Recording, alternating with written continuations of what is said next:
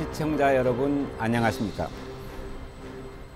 제22대 국회의원 선거 양천구 을선거구 후보자 토론회 진행을 맡은 김한철 교수입니다. 민주주의의 기본이자 국민 주권의 실현, 바로 선거입니다. 국민의 대표기관인 국회의 구성원으로서 적합한 인물을 판단하는 것은 바로 우리 유권자의 몫이죠. 오늘 토론을 통해 후보자의 공약과 자질을 꼼꼼히 살펴본다면 여러분의 선택에 많은 도움이 되리라 생각합니다. 오늘 토론회는 공직선거법 제82조 2 제4항에 따라 후보자 두 분을 모시고 진행하게 되었습니다. 후보자의 좌석과 발언 순서는 사전에 진행된 추첨에 따라 정해졌음을 알려드립니다. 그럼 후보를 소개하겠습니다. 먼저 기호 2번 국민의힘 오경훈 후보입니다. 안녕하십니까 주민 여러분, 기호 2번 오경훈 인사드립니다. 이어서 기호 1번 더불어민주당 이용선 후보입니다. 안녕하세요, 이용선입니다. 기호 1번입니다. 본격적인 토론에 앞서 오늘 토론의 진행 방식과 진행 규칙에 대해 설명해 드리겠습니다. 오늘 토론은 후보자들의 시작 발언과 사회자 공통질문 4가지, 또 후보자 공약 발표 후 개별 질문과 보충 질문, 이어서 후보자 주도권 토론 후 마무리 발언으로 진행됩니다. 오늘 토론회는 공정성을 위해 발언 시간이 엄격히 제한됩니다. 시작 발언은 각 후보마다 1분 30초, 공약 발표는 3분씩 주어집니다. 사회자의 본질문과 보충 질문을 포함해 후보자들 간의 질문 시간은 30초, 사회자의 공통 질문과 각 후보자 개별 질문에 대한 답변은 1분 30초로 정했습니다. 다만 자유주제로 진행되는 후보자 주도권 토론은 각 후보마다 5분씩 주어지며 질문과 답변은 1분 이내에서 할 수 있습니다. 마무리 발언은 각 후보마다 1분 30초입니다. 후보분들은 발언 시간에 유의하시기 바랍니다. 그럼 토론 순서에 따라 각 후보의 시작 발언부터 들어보도록 하겠습니다. 제한 시간은 후보당 1분 30초입니다. 먼저 기호 2번 국민의힘 오경훈 후보부터 시작 발언 해주시기 바랍니다. 안녕하십니까 신월동 신정동 주민 여러분, 국민의힘 기호 2번 오경훈입니다. 여러분, 지금 모두의 삶이 힘듭니다. 지금은 모두 힘을 합쳐 민생 경제에 전념할 때입니다. 정쟁이나 일삼고 있을 때가 아닙니다. 저 오경훈, 우리 지역 주민들이 간절히 바라는 수건 사업을 해결하고 민생 경제를 살리기 위해 열심히 일하고 또 열심히 일하겠습니다. 저 오경훈에게 일할 기회를 주십시오. 주민 여러분, 우리 주민들께서 바라는 수건 사업은 모두 다 알고 있습니다. 경전철, 지하철 2호선 연장, 신월 사거리역 신설, 노후주택지 재개발, 재건축 등 모두 다 알고 있습니다. 하지만 이루어진 게 없습니다. 왜 그럴까요? 결국 이들 사업에 대한 인허가권과 예산권을 쥐고 있는 서울시를 설득하지 못했기 때문입니다. 저 오경훈 24년간의 오세훈 서울시장과의 끈끈한 신뢰관계를 바탕으로 우리 주민들이 바라는 수건사업 반드시 해결하겠습니다. 한동훈 위원장과 함께 윤석열 대통령께 민심의 소리를 직언할 수 있도록 하겠습니다. 도와주십시오. 이어서 기호 1번 더불어민주당 이용선 후보의 시작 발언 듣겠습니다. 존경하는 신월동 신정 3, 4동 주민 여러분, 더불어민주당 양천을 기호 1번 이용선입니다. 이제 봄이 오고 있습니다. 4월 10일 윤석열 정권의 폭정을 막고 민주주의를 회복하고 민생 경제를 되살릴 진정한 서울의 봄을 만들어 주십시오. 2021년 코로나 팬데믹 시기 우리는 선진국 반열에 올랐고 국민 소득은 3만 5천 불에 도달했습니다. 하지만 윤석열 정부 2년 동안 경제는 연이어 추락하여 작년에는 OECD 평균에도 못 미치는 1.4% 성장에 머물렀습니다. 우리나라가 일본보다 경제 성장이 뒤진 것은 25년 만의 일입니다. 고금리 고물가로 서민들의 삶은 민생은 더욱 어렵습니다. 대통령이 대파 한 당 가격을 875원이라고 믿고 있으니 제대로 된 민생 대책, 서민 대책이 나올 수 있겠습니까? 부자 감세로 소득 불평등은 심화되고 나라 국가는 56조나 비었습니다. 소상공인 자영업자는 장사가 안 되어 벼랑 끝으로 내몰리고 있습니다. 자영업자 부채가 1,100조 원에 달하고 개인사업자 연체율은 2년 동안 3배에 치솟았습니다. 오지가 했으면 코로나 때부터 못 살겠다, 힘들겠다, 바꿔달라 이러겠습니다. 네, 시간이 마무리가 됐습니다. 네, 두 후보의 시작 발언 잘 들었습니다. 오늘 이 자리는 제22대 국회의원 선거를 앞두고 후보자의 정책과 비전, 공약을 알아보는 시간입니다. 공정한 토론을 위해 각 후보자께서는 주제에서 벗어난 발언을 하거나 허위사실 공표, 상대 후보에 대한 인신공격 혹은 비방하는 발언은 삼가해 주시기 바랍니다. 토론회 중 발언 제한 시간 10초 전에는 예고의 의미로 타이머의 색상이 붉은색으로 변경되고 발언 시간을 초과한 경우 마이크 전원은 자동으로 꺼지게 됩니다. 또한 공직선거법이 위반되는 발언이 발생하면 마이크를 끌 수 있고 사회자가 제지와 중지를 명할 수 있음을 알려드립니다. 그럼 본격적인 토론에 들어가겠습니다. 첫 번째 토론은 사회자 공통질문인데요. 제가 드리는 질문에 두 분이 차례로 답변해 주시면 됩니다. 이후 각 후보의 보충 질문과 보충 답변을 들어보겠습니다. 첫 번째 공통질문 드립니다. 지금 우리 사회 이슈로 떠오른 전세 사기 피해에 관한 내용입니다. 제가 첫 번째 질문을 읽겠습니다. 양천구는 2024년 2월 현재 전세 사기 피해 접수 건수가 220여 건으로 서울시 25개 자치구 중 7번째로 많이 발생한 지역입니다. 전세 사기로 고통받고 있는 피해 주민을 어떻게 지원할 것인지, 또한 이런 피해를 막기 위해 어떤 대책을 실천하실 것인지 말씀해 주시기 바랍니다. 답변 시간은 1분 30초입니다. 순서에 따라 이용선 후보부터 답변 들어보겠습니다. 이용선 후보. 예, 네. 전세 사기 문제는 매우 서민들에게 큰 어려움을 가중시키고 있는 중대한 사안입니다. 전세 사기 피해자가 서민층에 집중됐을 뿐 아니라 주로 청년층, 사회 초년생에 많이 집중되어 있어서 시급하게 해결될 숙제라고 생각합니다. 작년 5월 전세 사기 특별법이 제정됐지만 주된 해결 대책이 대출과 경매시 우선 매수권을 중심으로 하다 보니 실효성이 별로 없었습니다. 그래서 서민들, 특히 사기 피해자들이 원하는 것은 전세금에 대한 선구제 후 그 회수를 중심으로 해결책을 원하고 있습니다. 그래서 허그가 도시주택보증공사가 우선 채권을 매입해서 먼저 구제하고 추후에 구상권을 행사해서 반환토록 하는 특별법들을 민주당 중심으로 국회에 제출해 놓고 있습니다. 지금 정부 여당의 비협조로 민주당 단독 법안으로 본회의에 상정돼 있습니다. 이게 이번 총선이 끝나고 나면 있을 본회의를 통해서 반드시 통과시켜서 피해자들을 구제하는데 실효성이 있도록 노력하겠다는 말씀을 드리겠고, 지금 전세 사기를 방지하기 전 중요한 것은 방지 대책이 더 중요합니다. 그런 점에 있어서 임대인의 체납 여부를 확인할 수 있는 투명한 중개 시스템에 대한 법적 장치를 보강토록 하겠습니다.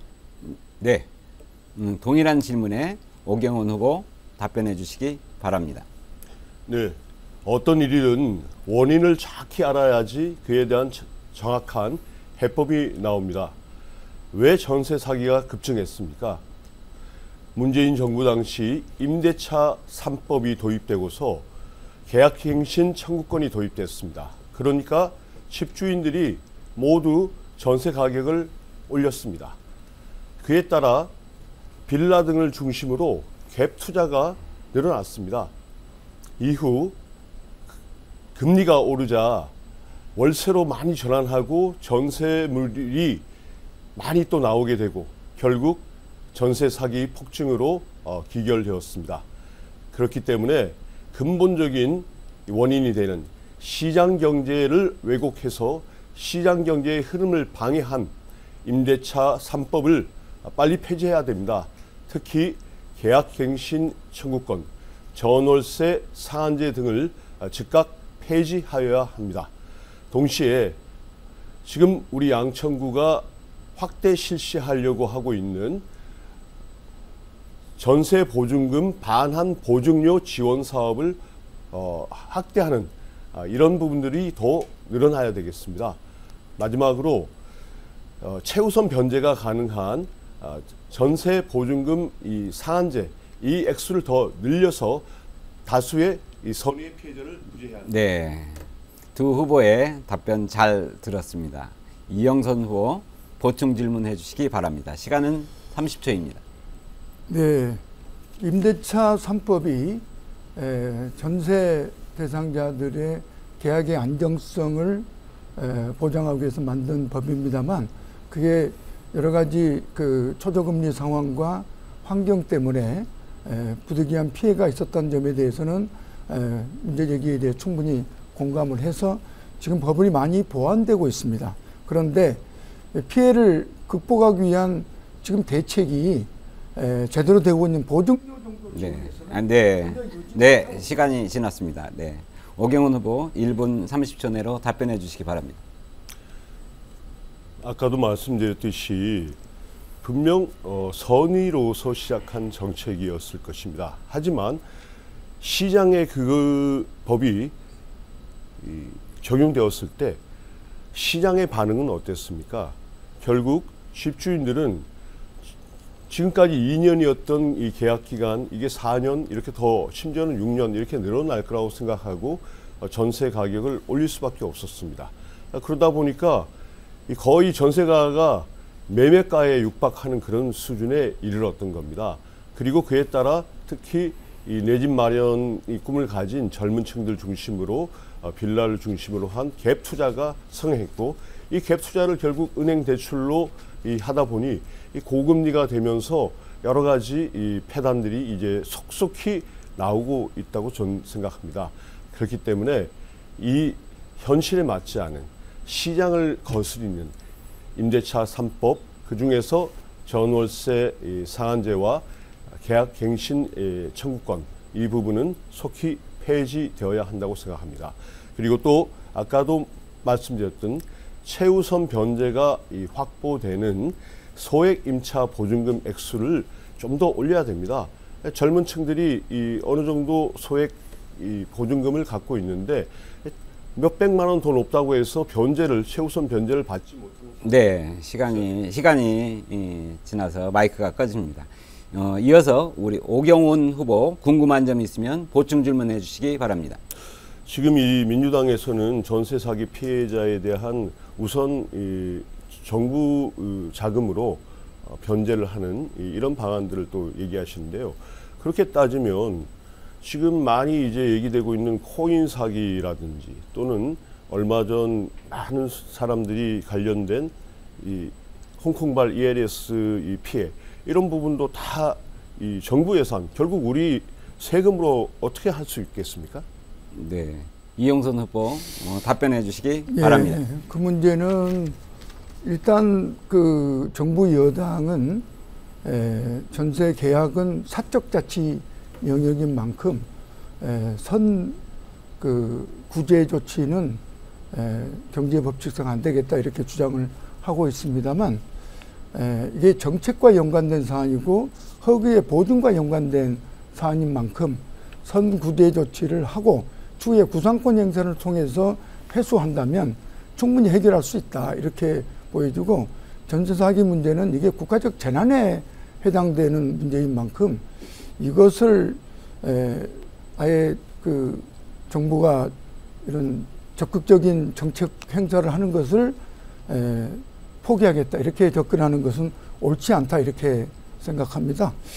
그리고 홍콩 ELS 문제는 이것은 불안전 판매 거의 사기에 가깝도록 계약이 이루어졌던 것들이 속속 드러나고 있어서 그건 국가가 책임져야 될 문제가 아니라 판매했던 주체인 금융, 주로 은행권이라든지 금융 쪽에서 이 불안전 판매에 대한 책임을 지는 것으로 대안들이 지금 준비되고 있고 그렇기 때문에 이것을 연계시키는 것은 적절치 않다 이렇게 생각하는데 어떻든 정부 여당이 지금 현재 불완전한 특별법을 계속 고수하고 있는 것은 참으로 안타깝기 짝이 없다 이렇게 생각하겠습니다. 네, 계속해서 사회자 공통질문 이어가겠습니다. 이번에는 사회 양극화 해소와 통합에 대한 질문입니다. 두 번째 공통질문 드리겠습니다. 우리 사회의 갈등과 불평등이 갈수록 심화되고 있습니다. 그 결과 여러 형태의 양극화가 나타나고 있는데요. 빈부격차에 따른 소득 양극화, 정규직과 비정규직 간 노동시장 양극화, 성별 간 젠더 양극화, 보수와 진보의 이념 양극화 등이 대표적입니다. 양극화 문제는 사회의 통합을 저해하고 발전을 가로막는 주요 원인이라는 것입니다. 양극화 해소를 위해 어떤 정책을 실행하실 것인지 말씀해 주시기 바랍니다. 답변 시간은 1분 30초입니다. 이번에는 오경훈 후보 답변부터 들어보겠습니다. 네, 지금 사회적 양극화와 갈등이 심화되고 있습니다. 이전과 같은 지역 감정은 많이 누그러졌지만 새롭게 이 세대 간 갈등 또 젠더 갈등 등이 심화되고 있습니다. 특히 이 청년 계층과 이 기성 세대 간의 갈등의 소지가 되고 있는 국민연금 제도 이 부분이 미래 세대에게 지금의 부담을 떠넘기는 이런 우려를 낳고 있습니다. 그렇기 때문에 저는 국회에 들어가게 되면 보건복지위원회를 지원해서 이러한 국민연금 제도의 전반적인 개편, 개선을 힘써 볼 계획입니다. 지금 많은 전문가들이 지금 900조 원에 달하는 이 국민연금이 2057년이면 고갈될 거라고 하고 있는데 하루빨리 서둘러야 합니다. 다음으로 저는 모든 종류의 이 차별에 반대합니다. 하지만 지금 국회에 이 상정되어 있는 포괄적 차별금지법에 대해서는 명확한 반대 입장입니다. 왜냐하면 차별금지라는 좋은 이 용어에 포장되어 있지만 실질적으로 내용을 들어보면 이 동성애 등에 대한 반대 자체를 이 금지하도록 하는 이런 독소 조항이 있기 때문입니다. 네, 같은 질문입니다. 계속해서 이용선 후보 답변해 주시죠. 예, 지금 지구적 인류적 과제가 사실 기후위기하고 양극화, 빈부격차라고 해도 과언이 아닐 것입니다. 양극화, 빈부격차 문제는 어제 오늘 일이 아니고 또 쉽게 해결될 수 없는 상당히 복잡한 해법을 필요로 합니다. 그래서 이 문제를 제대로 해결하지 않으면 대한민국이 그 국민 통합이나 또한 미래로 나아가기 어려운 중대한 문제고 이것의 정치 역할이 크다 이렇게 생각합니다. 특히 빈부격차는 교육과 소득, 건강의 격차로 이어지고 빈곤의 대물림, 불평등을 심화시키는 악순환을 만들고 있죠. 이것에 대한 큰 해법은 공정경쟁과 정의로운 분배가 이루어져야 될 것이고 사회 안전망을 촘촘히 갖춰나가는 큰 방향으로 해결책들을 각각 만들어 가야 된다 이렇게 생각합니다. 특히 경제적 영역에서는 대기업과 중소기업 또 신경제의 강자인 플랫폼 기업과 가맹본부, 가맹점주 등 상생할 수 있는 불공정 거래 관행 제도를 좀 근절하고 대등한 협상 시스템을 만드는 것이 매우 중요하다 이렇게 생각을 하고요. 특히 우리가 세계에서 가장 비중이 높은 계층이 자영업, 소상공인 계층입니다. 이런 가장 또 어려움에 가중되어 있는 계층이기도 하죠. 소상공인 자영업자들에 대한 여러 가지 대출과 이자 부담 같은 정책 지원 강화시켜서 그들의 어려움을 네, 답변 시간이 지나서 마이크가 자동 꺼졌습니다. 사회 양극화 해소에 대한 두 후보의 답변 잘 들었습니다. 오경훈 후보, 보충 질문 있으면 하시기 바랍니다. 네, 지금 이념 갈등도 아주 심해지고 있습니다. 심지어 같은 당 내에서도 소위 팬덤 현상에 의해서 자기 뜻과 맞지 않으면 무차별적인 이 공격도 이루어지는데요. 이용선 후보님께서는 민주당 내에 이른바 이 개혁의 딸, 개딸들의 이런 이 현상이 우리 정치에 어떤 영향을 줄 거라고 생각하십니까? 네, 이용선 후보 답변해 주십시오. 예.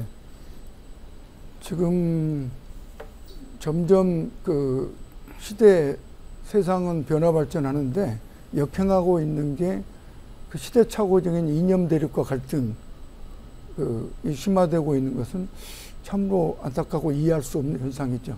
특히 윤 정부가 지금 그 종북 내지는 그 반공 공산 전제주의 세력 뭐 이런 식의 개념으로 국내 정치 세력과 사회 세력을 갈라치기를 한다든지 또한 국제적 외교에 있어서도 이념 진영 외교로 치닫고 있는 것이 참 문제다 이렇게 보여지는데 이게 국가의 안전이나 사회 통합에도 크게 문제가 되고 있고 국정에 제대로 된 그 추진에도 이게 장애가 되고 있습니다. 또 한편 지적하신 당내의 그런 그 사회 세력 간에도 그런 그 강성으로 치닫고 있는 이런 문제도 역시 문제겠습니다만 이런 것들은 당내 민주주의의 극복을 통해서 개딸 문제나 이런 것들은 충분히 해결해 나갈 수 있다 이렇게 생각을 하겠습니다.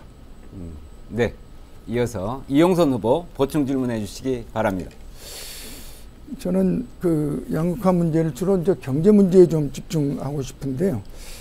윤석열 정부도 역시 양극화나 빈곤 문제 극복을 위한 그 기조는 왜 다르겠습니까? 같다고 생각하는데 윤석열 정부의 경제 정책은 지난 정부의 정책에 대한 반대와 비판에 몰입한 나머지 재정 건전성 이런 그 핑계로 지금 그 국가부채가 네, 마이크가 꺼졌습니다. 질문은 무슨 내용인지 아실 것 같아요. 오경훈 후보 답변해 주시기 바랍니다. 네, 이 사회적 약자층에 대해서 국가가, 정부가 재정으로 지원을 하는 것, 우리 재정이 허락하는 한에서는 얼마든지 적극 검토해야 합니다. 하지만 지금 문재인 정부 5년 동안 국가 부채가 얼마나 늘어났습니까? 또다시 국가 부채를 더 늘려가면서까지 이 사회적 약자 계층에 대한 지원책을 더 확대하기는 한계에 이르렀다고 봅니다. 결국 그 국가 부채가 우리 미래 세대, 청년 세대에게 전가되기 때문입니다.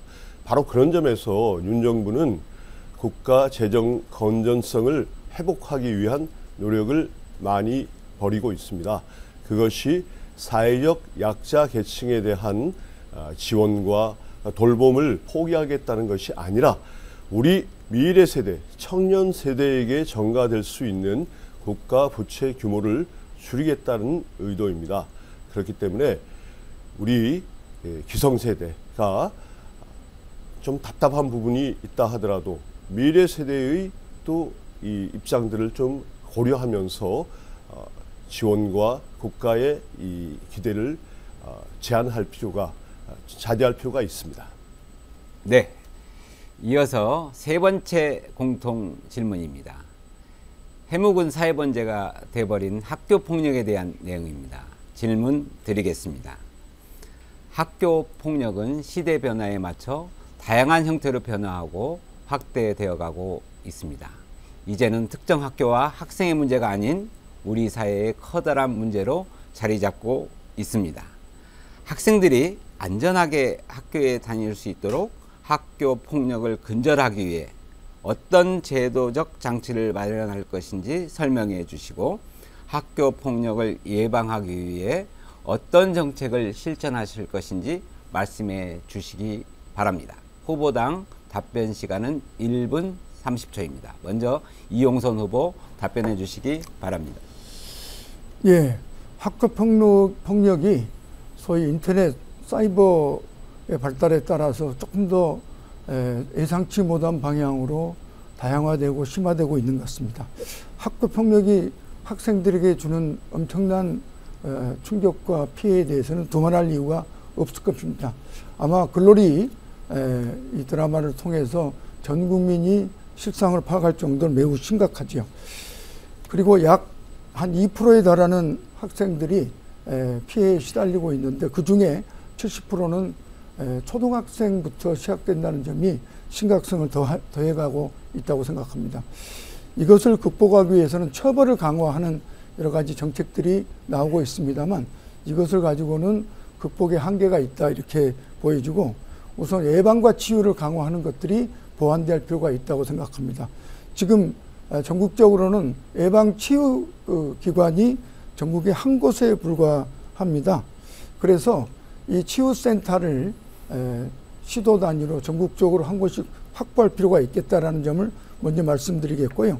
그 다음에 이와 관련된 담당 교사가 전국적으로 학교에 40%밖에 배치되어 있지 않는데 이것을 전 학교로 작은 학교일 경우는 순회교사를 상담교사를 배치함으로 해서 빈 구석이 없도록 보완해 나가는 노력이 필요하겠다 이렇게 생각합니다. 네, 같은 질문에 오경원 후보 답변해 주시기 바랍니다. 네, 제 아주 가까운 동생이 이런 일을 겪어서 저도 참 마음 아팠습니다. 그 자녀는 극단적 선택까지 심각하게 생각했다고 합니다. 이 얘기를 쭉 들어보니까 이 피해 학생에 대한 이 보호와 구제 이 부분이 굉장히 약했습니다. 심지어는 이 피해 학생과 가해 학생을 분리하는 것도 힘들었습니다. 왜 그런가 또 들어보니 학교 측이 이 학폭 사건을 은폐하고 좀 시시하게 급급했다는 얘기를 들었습니다. 왜 그런가 또 알아보니 결국 이런 학폭 사건이 알려지면 인사상의 불이익을 학교장이나 이 학교 측이 받을까봐 그저 시시하고 좋게 덮고 넘어가려는 그런 부분들이 많았다고 합니다. 그렇기 때문에 저는 앞으로 학교 측이 이 학폭 문제를 공론화하고 또 적극적으로 해결한다 하더라도 절대 불이익을 보지 않도록 일단 해줘야 되고 그럼에도 불구하고 이 학폭을 은폐하려고 했다면 강하게 처벌해야지만 학교가 적극적으로 나선다고 생각합니다. 다음으로 또 내 동생 자녀가 심리 상담사 도움을 많이 받았다고 하던데 그 부분을 확대해야 합니다. 네. 그럼 계속해서 개별 질문과 보충 질문 이어가겠습니다. 이용선 후보 보충 질문 해주시기 바랍니다. 우선 학폭이 발생했을 때 가해자 피해자 분리가 중요합니다. 그런데 이것과 심의를 중단시키는 요소가 소위 이동관 정순신 그 사태에서 보다시피 소송을 제기해서 이게 인용이 되자마자 심리 자체가 중단되는 사태가 발생합니다. 그래서 가해자는 정말 2년, 1년 반, 2년, 3년이 거치게 되면 피해 나가는 거죠. 네, 네, 오경원 후보 답변해 주시기 바랍니다. 그런데 이 절차상으로는 그렇지만 현실에서는 좀 그렇게 되고 있지 않은 게 이게 문제인 것 같습니다. 그렇기 때문에 제가 말씀드린 것은 실질적으로 이 가해 학생이 좀 다수다 보니까 피해 학생은 한 명이고 그러다 보니까 오히려 피해 학생을 따로 이제 분리시키는 어찌 보면 본말이 좀 전도된 이런 양상들이 나타나고 있습니다. 그렇기 때문에 저는 오히려 이 가해 학생들에게 그들을 피해 학생은 교실에서 다른 이 그부들과 정상적인 생활을 하고 가해 학생들이 따로 분리되어서 어찌 보면 학과 수업뿐만 아니라 그런 어떤 인성 수업도 진행되도록 하는 것이 바람직하다고 생각합니다. 그리고 더불어서 저는 근래에 이제 촉법 소년 문제들이 많이 좀 공론화되고 있는데요. 뭐랄까요, 좀 영악하다고 할까요? 버젓이 이 범법 행위인 줄 알면서 그런 일을 저지르고서도 나 촉법 소년이야 이렇게 하는 경우들 많이 들었지 않습니까? 그런 점에서 이 촉법 소년에 대한 이 처벌 또는 단순히 처벌만은 아니라 계도와 처벌이 강화되어야 된다고 생각합니다. 네. 이어서 오경훈 후보 보충 질문해 주시기 바랍니다. 네, 학교 폭력 문제가 심각한 데는 아까 동일한 생각으로 저 이용선 후보께서도 이 상담사 이 제도를 좀 더 많이 하자. 저희 그 애도 신월 종합사회복지관 도움을 많이 받았다고 하는데 이런 부분들을 좀 더 같이 노력해서 확대하는 게 어떻겠는지 의견 묻습니다. 네, 이용선 후보 답변해 주시기 바랍니다. 네, 기본적으로 예방에 초점을 맞춰서 강화하는 것이 해법일 것입니다. 그런 점에서 방금 제기한 대로 학폭 그 상담 교사들이 현재는 학교에 한 40% 정도 배정되어 있는데 이것을 대폭 늘리는 계획을 차근차근 확대해 나갈 필요가 있다고 생각하고요. 근데 아까도 제가 말씀드렸다시피 이동관 정순신 그 사태에서 보다시피 지금 힘있고 그 권력 있고 돈 많은 사람들 같은 경우는 사태가 발생하면 바로 소를 제기합니다. 변호사를 사서 소를 제기하면 재판에서 인용이 되는 순간 학폭 심의 절차가 중단됩니다. 이것이 학폭 문제를 근본적으로 해결하는데 새로운 장애로 떠오르고 있다. 이런 점들을 조금 분명히 해서 이거에 대한 대책이 강구되어야 한다는 생각이 들고요.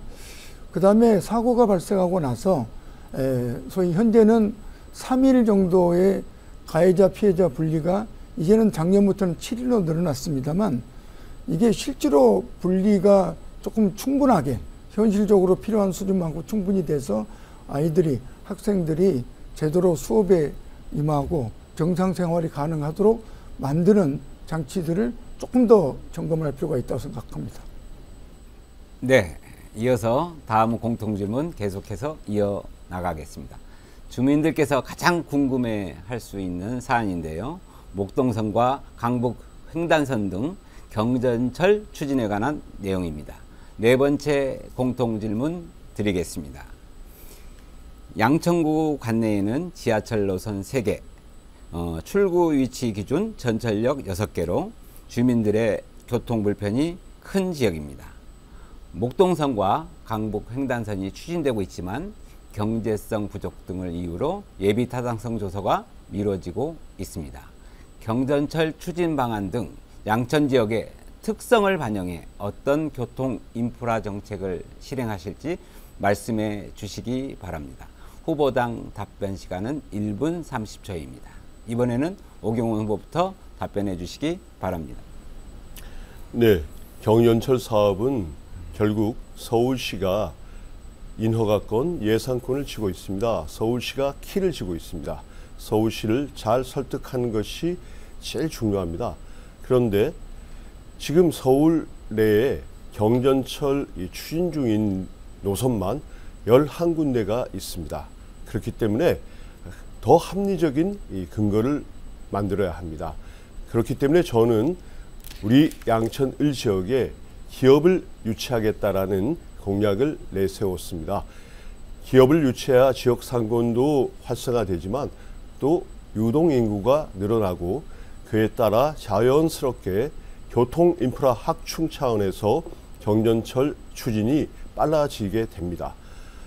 또 한 가지, 지금 지난주 목요일 날 발표된 21일 발표된 우리 양천구와 김포시의 정책 협약에 따라서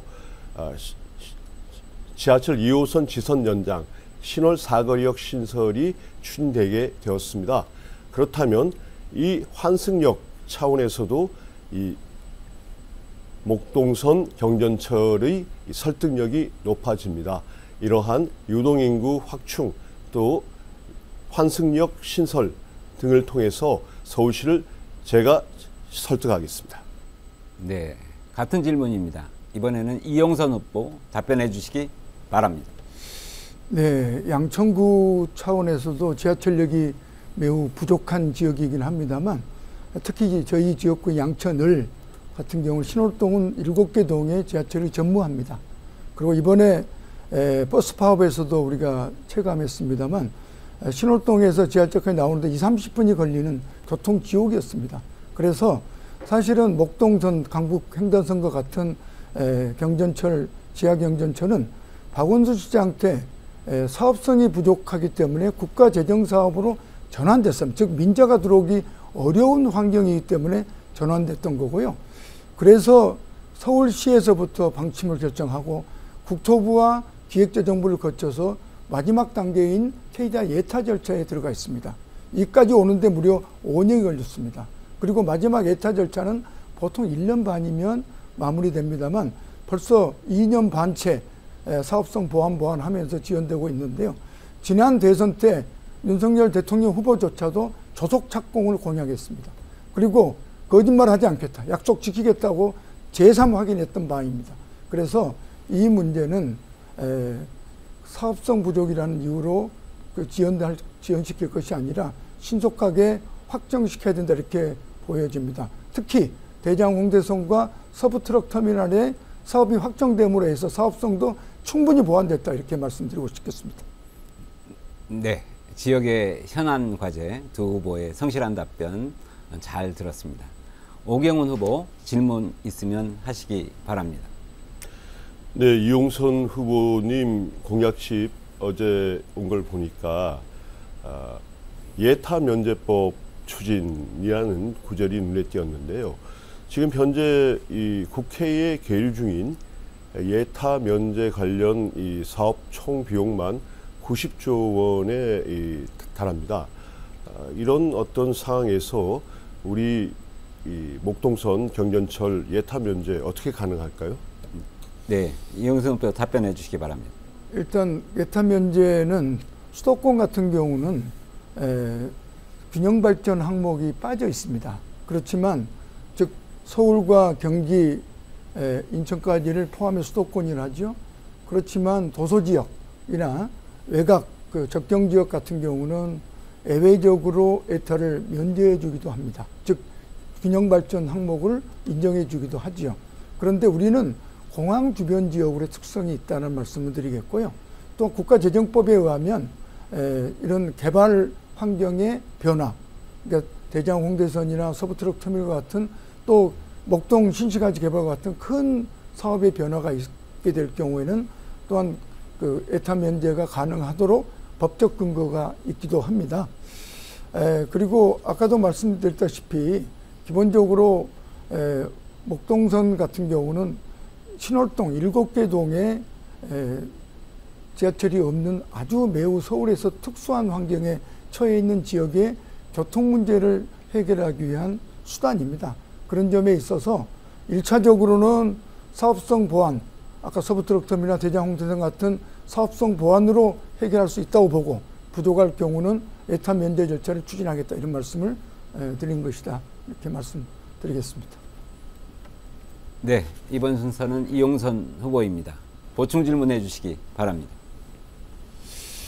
예, 아까 중요한 그 사업성 보완의 또 하나의 수단으로 신정지선 연장 이야기했습니다만 신정지선 소위 그 신정 차량 기지를 이전하기 위해서 신정지선을 김포 고촌에 설치하겠다는데 핵심의 문제는 차량 기지 문제입니다. 차량 기지 문제에 대해서 김포 시민, 고촌 주민들하고 충분히 교감이 있었는지 그게 궁금합니다. 네, 오경훈 후보 답변해 주시기 바랍니다. 네, 3월 21일 양천구청장과 김포시장이 정책 협약을 맺어서 2호선 지선 신정선 연장 그를 통해서 신월 사거리역 신설 이 정책 협약을 맺었고 또 오세훈 서울시장도 적극적으로 검토하고 지원하겠다라고 약속했습니다.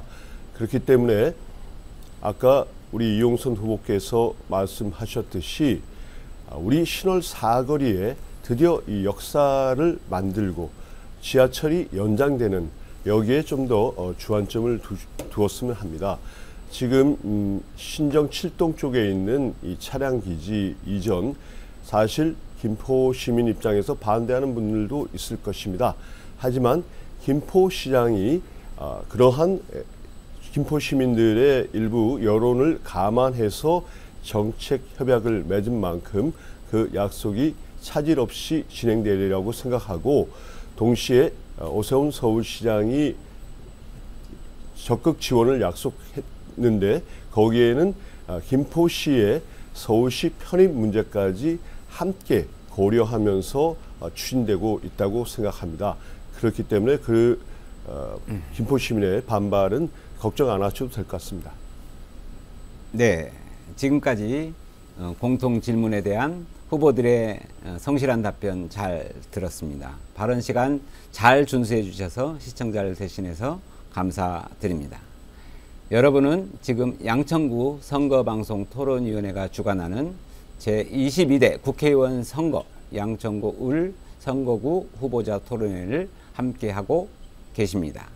이번에는 두 후보가 내세운 선거 공약을 짚어보는 시간입니다.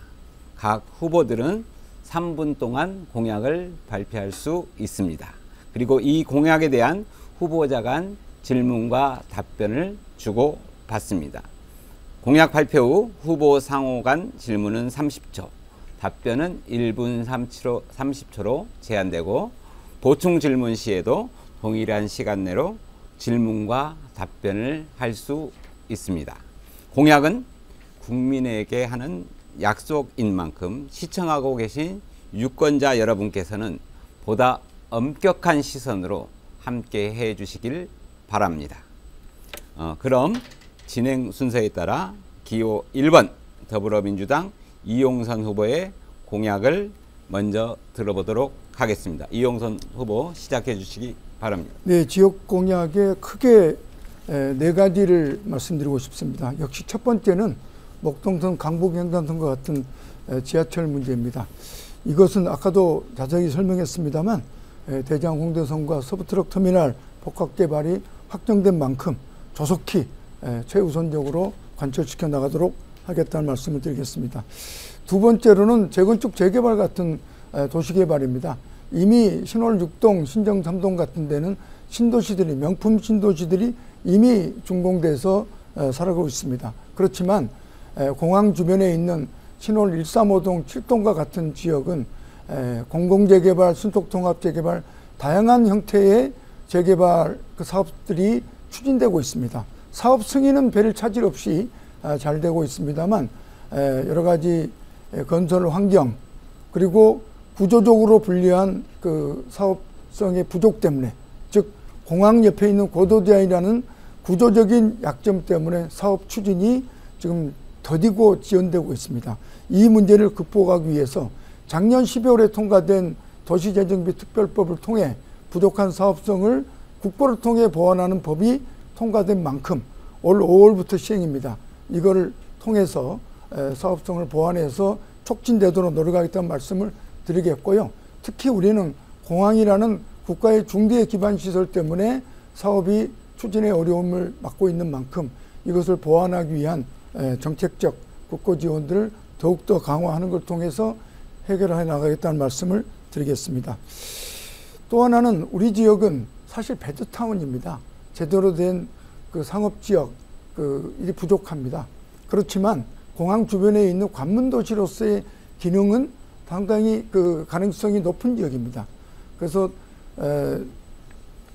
우리 국회대로 상부공원이 27년이면 완공이 됩니다만 서울 공원의 8배에 달하는 큰 멋진 상부공원과 로데오 거리, 또 그 신영시장, 경창장 같은 그 시장, 그 서서울 호수공원 같은 관광 인프라를 잘 정비 구축한다면 관문 도시로서의 기능을 충분히 만들어서 지역의 일자리와 지역 경제 활성화에 큰 역할을 할 수 있겠다 해서 이것을 활성화시켜 나가겠다는 말씀을 드리겠고요.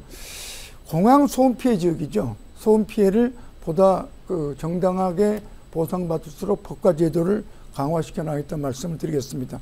1차적으로는 보상 심의 기간이 5년 단위입니다만 3년 단위로 단축하겠다. 그리고 현물 중심을 현금으로 전환하겠다. 그리고 정기료를 현재 4개월에서 5개월로 늘려나가면서 여러 가지 실질적 보완책을 강구해 나가는 노력을 하겠다는 말씀을 드리겠습니다. 네, 공약 발표 잘 들었습니다. 오경훈 후보는 이용선 후보 공약에 대해 궁금한 점 있으면 30초 내에서 질문해 주시기 바랍니다. 네, 우리 이 지역의 이 노후 주택지 재개발 재건축 관심 많으신데 예를 들면 신월 7동 이 시형 아파트 이 고도 제한 때문에 여러 가지가 사업성이 떨어지지 않습니까? 기부 체납 비율을 줄임으로써 사업성을 확보하는 방안들도 많이 얘기되고 있고 또 서울시와 협의 중입니다. 그 부분에 대해서는 어떻게 판단하시는지요? 네, 이용선 후보 1분 30초 내 답변 부탁드립니다. 지금 신월 7동과 같은 항로에 위치된 공항 비행 항로에 위치된 지역은 10층, 15층 또 21층 같이 최대로 해봐야 신월 7동 시형 아파트가 21층을 지금 전망하고 있습니다만 목동 같은 경우는 50층입니다. 그런 구조적 차이 때문에 개발이 여러 가지로 정체에 어려움을 겪고 있는데 이것을 보완하기 위해서는 지하 주차장 같은 기반 시설을 지금 70분의 1 국고 지원하는 법을 활용해서 돼야 될 뿐 아니라 또 한편으로는 공공기업 부분에 대해서는 정책적 배려를 임대아파트 축소라든지 하는 것들을 적극적으로 추진하는 것이 합당하다 이렇게 보이고요. 그 점은 서울시의 정책으로 충분히 보완해 나갈 수 있다라고 보이고 이것이 서울시의 지침상 한계가 있을 경우는 법을 개정해서 특별법을 만들어서 공항이라는 특수한 조건 하에서 저희들이 희생과 피해를 보고 있는 만큼 이거에 대한 대책을 강구해 나가도록 하겠다는 말씀을 드리겠습니다. 이 점에 대해서는 충분히 공감하고 이게 단순하게 서울시 정책만으로는 이게 개선하는 데 한계가 있다는 말씀을 다시 한번 지적하겠습니다. 네, 오경훈 후보 보충 질문 있으면 해주시기 바랍니다. 예, 기부 아무리 특별법을 만들어도 기본적으로 김포공항을 이전하지 않는 이상 이 층고 제한을 고도 제한을 풀 수는 없습니다. 그런 점에서 기부 체납 비율을 줄여서 동수를 늘림으로써 이 주민들의 재산권을 보호하자는 취지였고요. 한 가지 더 많은 주민들이 또 바라는 이 애완견, 반려견 이 놀이공원 어떻게 생각하십니까? 네, 이용선 후보 답변 부탁드립니다.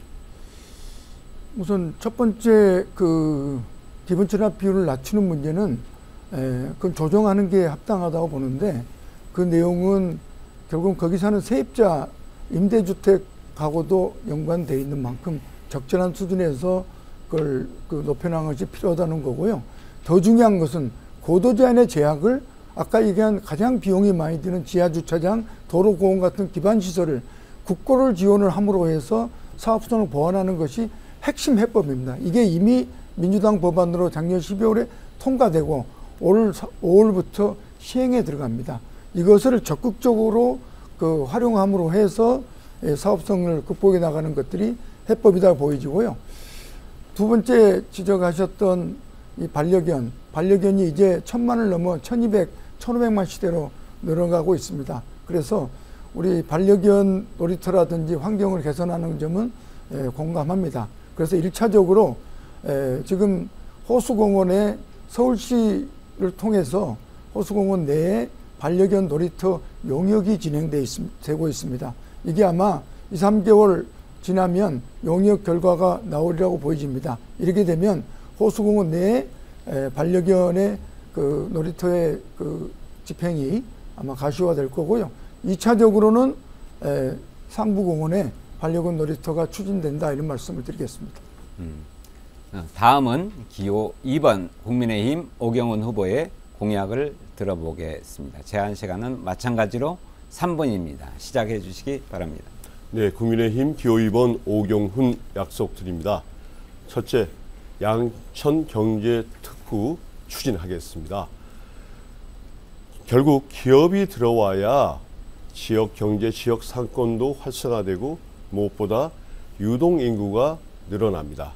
그에 따라 자연스럽게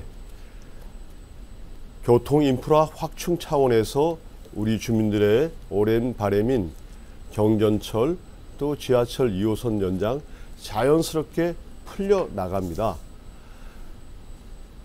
LG 디스플레이 이 상임 고문으로 오랫동안 일했던 제가 그 노하우와 또 인맥 관계를 최대한 활용해서 우리 양천 을 지역에 기업을 유치하여 교통 인프라 확보 근거를 마련하고 경전철, 지하철 2호선 연장 반드시 이루겠습니다. 두 번째, 경전철 목동선 연장은 아까도 설명드렸듯이 지난 3월 21일 김포시와 우리 양천구가 업무 협약을 맺어서 2호선 신정지선 연장, 신월 사거리역 신설에 합의하였고 오세훈 서울시장도 적극적인 검토와 지원을 약속했습니다. 그렇기 때문에 아까 이용선 후보께서 말씀하신 서부 화물터미널 재정비와 맞물려서 유동인구 확보 이 맥락의 이 설득을 서울시에 집중적으로 이루려고 합니다. 서울시 오세훈 서울시장과의 오래된 이 끈끈한 이해관계 또 신뢰관계를 바탕으로 제가 반드시 말만 무성하든 경전철 목동선 반드시 이루어내겠습니다. 마지막 세 번째로 우리 신월 신정 지역의 노후주택지 재개발, 재건축을 적극 추진하겠습니다. 지난 3월 27일 한동훈 국민의힘 대표위원장께서 국회를 세종시로 완전 이전하는 방안을 말씀하셨습니다. 그러면서 정확히 뭐라고 말씀하셨냐면 그렇게 되면 양천 등에서도 불필요한 규제를 과감하게 풀어서 함께 적극적으로 개발할 것이다. 그리고 엊그제 3월 30일 저희 이 사무실 앞에 지원 유세를 오셔서 이렇게 또 말씀하셨습니다. 여의도의 고도 제한 재건축 규제가 풀릴 것이고 거기서 그칠 것 같은가? 바로 이곳 양천에 그 규제 혁파의 물결이 밀어닥칠 것이다. 양천의 개발 제한이 풀리시길 원하면 오경훈 도와달라고 말씀하셨습니다. 네, 이번에는 이용선 후보, 오경훈 후보 공약에 대해 궁금한 점 있으면 질문해 주시기 바랍니다. 시간은 30초입니다. 예, 우선 잘 들었습니다. 첫 번째, 우리 지역에 기업을 유치하겠다는 점은 참으로 반갑기 짝이 없습니다. 그런데 후보자께서 2012년 파주갑 국회의원 예비후보로 출마할 때도 구미 LG전자를 파주로 이전하겠다 이렇게 공약을 한 바가 있던데요. 우리 지역에 이런 대규모 기업을 유치할 만한 공간이 있습니까? 네, 오경훈 후보 1분 30초간 답변해 주시기 바랍니다. 네, 파주 같이 넓은 땅이 있는 지역에는 지금 현재 있는 LG 디스플레이와 같은 대규모 공장이 들어설 땅이 많이 있습니다. 하지만 우리 양천 을 지역에 그러한 넓은 땅은 없습니다. 그렇기 때문에 스마트 시티, 스마트 산업과 관련된 기업들을 유치해야 합니다. 마침 멀지 않은 강서구 마곡 지역에 LG가 대량 들어왔고 그 외에 혁신 기업들도 많이 들어왔습니다. 바로 인접해 있습니다. 그렇기 때문에 우리 지금 서서울 호수공원 잘 아시겠지만 그 주변 신월 IC 부근에 유휴지들이 좀 남아 있습니다. 그리고 아까 말씀하신 서부 화물터미널 옆에 양천 공영버스 차고지 부지 등이 있습니다. 아주 넓은 땅이 아니기 때문에 바로 스마트 산업을 유치해야 합니다. LG 그리고 대기업과 긴밀하게 협의해서 그러한 대기업의 이 연구 기능 또 기술 분야 기업들을 유치하려고 계획하고 있습니다. 네. 오경원 후보 답변에 대해 이용선 후보 보충 질문 있으면 해주시기 바랍니다. 예. 우선 그런 식의 수준 가지고 양천 경제 특구라고 제안하는 건 조금 부적절하다 이렇게 무슨 생각이 들었고요. 또 하나 좀 묻고 싶은 것은 목동선은 오세훈 시장이 재작년부터 상당히 미온적인 시정 답변을 계속 하고 있습니다. 즉 이미 오세훈 시정을 넘어서서 기재부의 결정 사항이 되어 있는 거죠. 이 점에 대해서 네. 오경원 후보 답변 부탁드립니다. 예, 윤석열 대통령도 우리 이 신월동 지역의 열악한 교통 인프라 상황을 보고 경전철 목동선 공약하셨습니다. 그렇다면 약속을 지켜야 됩니다. 오세훈 서울시장도 11개나 추진 중에 있는 서울 시내 경전철 사업들 중 예비 타당성 조사에 어느 정도 성적이 나오는 지역부터 먼저 경전철 추진하려고 하고 있습니다. 이용선 후보님께서 공약집을 보니 재선의 힘으로 그런 여러 가지 우리 지역의 사업들을 추진하겠다라고 말씀하셨는데 저도 이번에 국회의원 당선되면 재선입니다. 이 재선 여당 의원으로서 윤석열 대통령에게 대통령께서 지금 국정이 하도 많다 보니까 조금 놓치신 것 같은데 그때 분명히 약속했고 우리 주민들이 생생히 기억한다. 바로 말씀드릴 것입니다.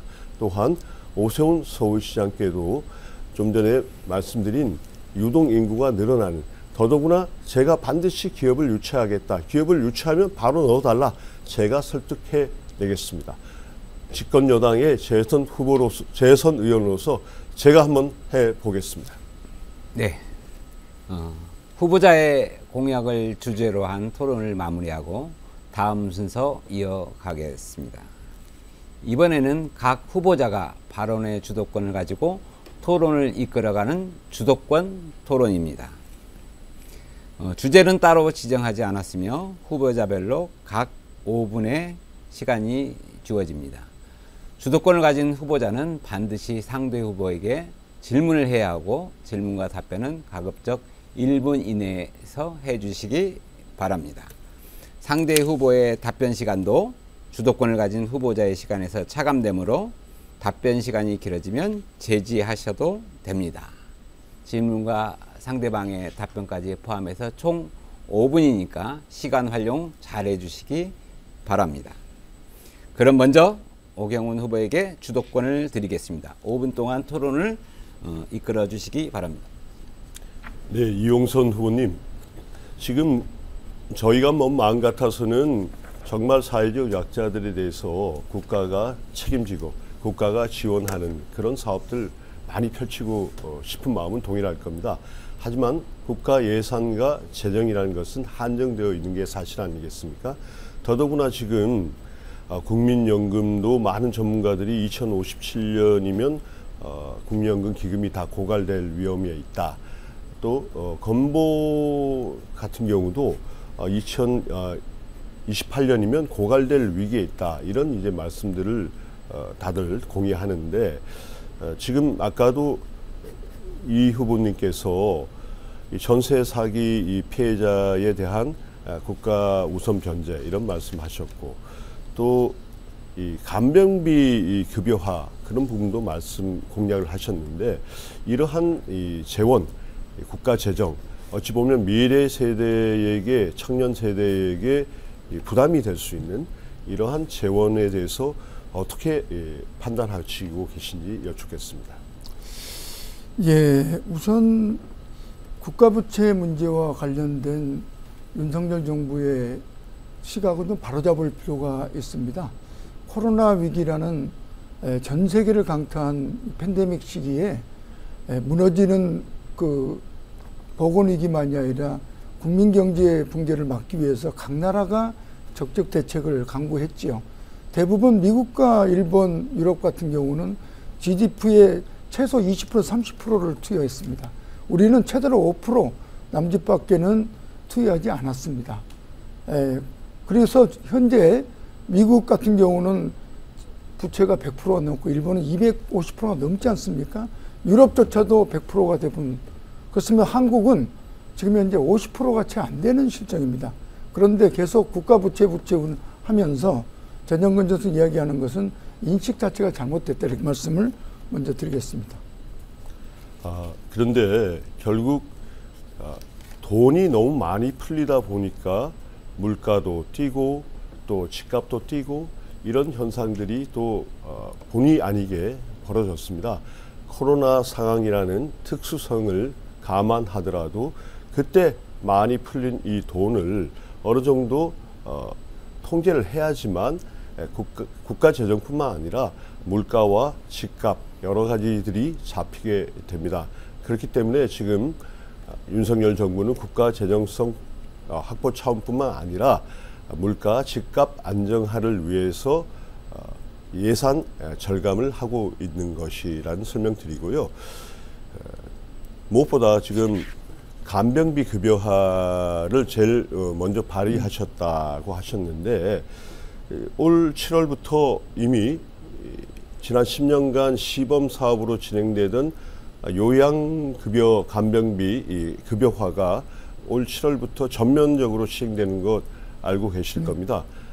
그런 부분에서 간병비 급여화에 대한 또 다른 어떤 생각이 있으신지 좀 여쭙겠습니다. 일단 간병비 급여화는 제가 대표 발의했고 저희 민주당이 이번 총선 1호 공약으로 했습니다. 그리고 이게 발표되자마자 작년 겨울 윤석열 정부도 간병비 급여화에 대해서는 공감한다 해서 단계적 확대 계획을 27년부터 100%로 급여화하겠다는 것을 발표한 건 알고 계실 거라고 보여지고요. 올해 시행되고 있는 것은 전면화가 아니고요. 그 요양병원의 시범 사업입니다. 그걸 위해서 작년에 예산 협상 과정을 통해서 민주당이 80억 예산을 확보해서 우선 요양병원에 올해부터 시범 사업이 시작됩니다. 그러면서 단계적으로 높여나간다는 말씀을 드리겠고요. 그리고 이미 간병비가 더 이상 그 가정이 감당할 수 없는 단계까지 와 있습니다. 그래서 간병 파산, 간병 살인 이야기할 정도로 그렇기 때문에 이것은 건강보험에서 단계적으로 소화해 나가는 방식으로 설계할 필요가 있다고 보여지고요. 그렇게 가고 있습니다. 네, 이 간병비 부담 엄청납니다. 이것 급여화 되는 것 우리 이용선 후보님도 적극 찬성하신다고 생각됩니다. 저는 16대 국회의원으로 활동할 때 국립치매센터 설립 법안을 제출한 바 있습니다. 치매 환자로 인한 가족들의 이 고통이 너무 크기 때문입니다. 이러한 정신 살려나가도록 하겠습니다. 네. 다시 한번 말씀드리지만 주도권 토론은 자신의 발언과 상대방의 발언까지 포함해서 5분의 시간이 주어집니다. 다음 주도권은 이용선 후보에게 드립니다. 5분 동안 토론을 이끌어 주시기 바랍니다. 예, 지난 2월 27일 오세훈 서울시장 서울시에서 서남권 대개조 사업을 발표한 바 있습니다. 그게 우리 지역과 직결되어 있습니다. 김포공항 명칭을 서울국정으로 바꾼다. 그 다음에 근거리 국제선을 2,000km, 3,000km로 확장한다. 그리고 고도 제한을 완화해서 개발을 촉진시킨다. 대체로 이런 내용들이 우리 지역과 관련돼서 나와 있는데 이게 대체로 다 서울시에서 할 수 없는 일입니다. 명칭조차도 국토부 결정사항이고 그리고 그 반경 2,000km, 3,000km 늘리는 것도 역시 서울시가 할 수 없는 사안입니다. 그리고 고도 제한 완화는 이건 더더욱이나 이건 서울시가 할 수 없는 거죠. 왜냐? 국제공항이기 때문에 항공기준, 고도 제한 기준은 국제적 기준입니다. 그래서 이런 좀 근거 없고 말도 앞뒤가 안 맞는 그 정책을 발표했는데 이와 관련돼서 혹시 우리 후보께서 어떤 좀 판단을 갖고 계시는지 듣고 싶습니다.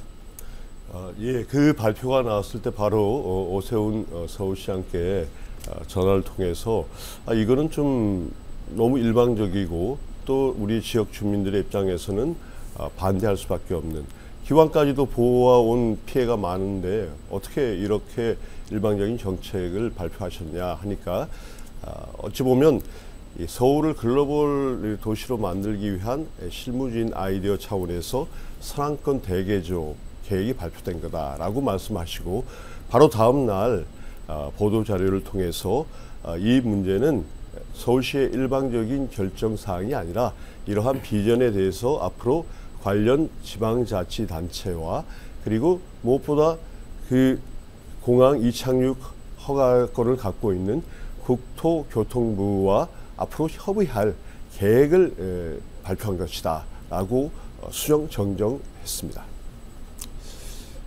예, 우선 좀 비현실적인 본인들의 결정권도 아니고 또 현지 사정도 전혀 잘 모르는 상태에서 좀 얼토당토하는 정책이 발표된 게 참으로 유감스럽다는 말씀을 다시 한번 짚고요. 특히나 이 고도제한 완화는 이게 국제항공기준이 지금 개편 중에 있습니다. 그래서 올 말이면 세계적 기준이 확정되고 28년이면 전 세계 법제화를 통해 시행이 되는데, 이러한 것은 우리가 바꾸자 한다고 쉽게 될 수 없는 거기 때문에 이 점에 대해서는 좀 정확하게 숙지할 필요가 있다는 말씀을 드리겠고요. 지난 3월 27일 서울시에서 또 재개발 재건축 2대 지원 정책을 발표했습니다. 그게 이제 역세권 용도 지역 상향, 공공기업 부담 완화, 이걸 쭉 골자로 하는데, 그리고 이제 고도경관지구에 대한 규제, 높이 규제를 풀겠다 했습니다만, 이게 지금 저희 지역의 도시개발과 직결되어 있는 신월동 지역하고는 사실은 관련된 건 공공기업 부담만 하나지, 그것조차도 이 사업 자체를 추진하는 데는 매우 제약이 많다, 이런 말씀을 드리겠고요. 그래서 이걸 해결하는 길은 아까 얘기한 대로 사업 구성을 높이기 위한 국고지원 정책이 법으로 통과된 만큼 이제 이 사업을 결정하는 사업심의 결정권은 서울시가 갖고 있습니다. 서울시가 이 법의 개정 정신을 잘 반영해서 우리 양천 지역에 1,000억 이내에서 집행을 하도록 되어 있는데, 이 예산을 우리 신월동 지역의 재개발 재건축 사업에 적극적으로 견인하는 노력이 필요하다, 이렇게 보여집니다. 그래서 이 점들은 우리 오후부께서도 같이 손잡고 서울시의 앞으로 재개발 재건축 또 모아타운 같은 재정비 사업의 추진 과정에서 우리 사업성을 획기적으로 보완함으로 해서 사업을 촉진시킬 수 있는 노력을 같이 좀 진행했으면 좋겠다는 말씀을 드리겠습니다. 그 다음에 또 하나는 우리 공화당 사무총장 시절에 소위 태극기 부대 집회를 주도하면서 박근혜 대통령 탄핵 무효, 무죄 석방을 주장한 바 있는데, 그 당시 윤석열 대통령이 최순실 특검 수사팀장이었지 않습니까? 지금도 그 생각을 여전히 갖고 계신지 이거에 대해서 한번 물어보고 싶습니다. 윤석열 검사 수사가 잘못됐다고 생각하고 여전히 무죄 석방이 맞다고 생각하십니까? 지금 뭐 3가지 질문하셨는데 순서대로 말씀 올리겠습니다. 첫 번째. 아이고, 죄송합니다. 시간이 5분, 주어진 시간이 5분입니다. 그래서, 네, 아닙니다. 5분 전체 시간에서 나눠야 되는데, 좀 그렇게 됐습니다. 이상으로 이용선 후보까지 자유주주에 대한 주도권 토론을 모두 마쳤습니다. 열띤 토론을 해주신 두 후보자 모두 수고 많으셨습니다. 주도권 토론 여기서 마무리하겠습니다. 제22대 국회의원 선거 양천구 을선거구 후보자 토론회 끝으로 각 후보자에게 1분 30초씩 마무리 발언 기회를 드립니다. 이번에도 정해진 순서에 따라 진행하겠습니다. 이용선 후보 마무리 발언 해주시기 바랍니다. 네, 사랑하는 양천군 여러분, 윤석열 정권 2년 경제만 나빠진 것이 아닙니다. 국제연구관에 따르면 21년 17이었던 자유민주주의 지수가 올 초 47까지 추락했습니다. 문재인 정부 이전 수준으로 민주주의가 크게 후퇴한 것입니다. 전적으로 윤석열 대통령의 불통과 독선 때문입니다. 윤석열 대통령은 지난 2년 동안 무려 9번이나 거부권을 행사했습니다. 그 중에는 이태원 참사 특별법도 있습니다. 159명의 생태 같은 젊은이들이 죽었지만 진상규명과 책임자 처벌조차 거부했습니다. 김건희 여사 주가 조작 의혹을 밝히려는 특검조차 역시 거부했습니다. 김건희 여사가 명품백을 받은 것은 온 국민이 아는 사실입니다. 하지만 수사는 전혀 이루어지지 않고 있습니다. 이것이 윤 대통령이 말한 공정과 상식입니까? 지난해 해병대 최상병의 안타까운 죽음이 있었죠. 국방부 장관은 용산 대통령실 전화를 받고 사건을 축소 은폐하였습니다. 얼마 전 경질되었지만 공수처 수사를 받는 중대범죄 피의자를 국가를 대표하는 대사로 임명한 것 자체가 있을 수 있는 일이겠습니까? 국격과 외교가 무너진 것이나 다를 바 없습니다. 더 이상 윤석열 정부의 폭정을 두고 볼 수 없습니다. 4월 10일. 네, 여기까지 마이크가 꺼졌습니다.